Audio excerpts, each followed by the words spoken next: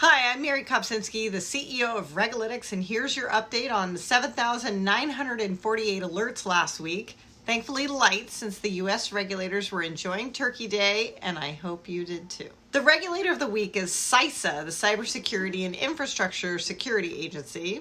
They released an updated infrastructure resilience planning framework to better help state, local, tribal, and territorial planners protect the infrastructure.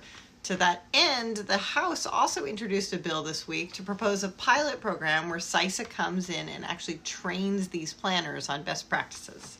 The topic of the week is ESG, starting with the big Department of Labor rule to remove the ban on ERISA pension funds from including ESG considerations in their investments. I would gladly go into the history and volatility of DOL rules impacting the financial investments, as well as the president's unfettered ability to control it, but instead I will just add this: Texas hates it. The Financial Conduct Authority of the UK announced the formation of a group to develop a code of conduct for ESG data and ratings providers. GSAM, the asset manager of Goldman, got in trouble with the SEC for failing to have written policies around ESG investing, and when they did, failed to consistently follow them. The fine is only $4 million, but it still tells us that the SEC is doubling down on its focus related to ESG claims. The federal bank regulators put out the results of the latest resolution and recovery plans for the largest banks in the world, also known as Living Will. Everyone did okay except Citibank, who was already in trouble by the OCC for shortcomings related to their data quality and data management process. So basically, the regulators don't believe the report until the data issues are addressed.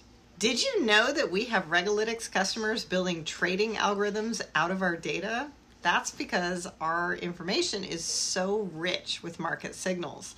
Anyway, Treasury participated this week in a roundtable with clean energy investors and operators to discuss how they can better leverage the Inflation Reduction Act to make money. The government of Canada announced a big contribution to the $87 million E3 lithium project to build up sustainable long-term sources of lithium supply to Canada. And sometimes you don't see market signals from the regulators directly, but it shows up in other countries' alerts. For example, the Qatar Ministry of Foreign Affairs announced their participation in the 5th U.S.-Qatar Strategic Dialogue. Under the letter of intent, both parties announced their intention to exchange World Cup knowledge in relation to better inclusion and accessibility for people with disabilities. The FTC this week went after a bunch of timeshare exit scammers for $90 million. They were apparently persuading people to pay them money to help them with a future timeshare exit that wasn't necessary. Speaking of ownership, New York State passed a law banning homeowners in New York from passing any rules that stops EV charging stations from being put into buildings. The CDC and the Department of Health found out that even in such a liberal city of Seattle that is focused on diversity and inclusion, turns out that there is massive disparate food sources. So the healthy food is in the rich white suburban communities, and the unhealthy food is with the people of color in the inner city. Finally, the USPTO and the Copyright Office are focusing on what to do about policy and laws in ownership and intellectual property associated with non-fungible tokens. You still have until January 9th to comment. That's it this week for Regalytics. I will see you next Wednesday.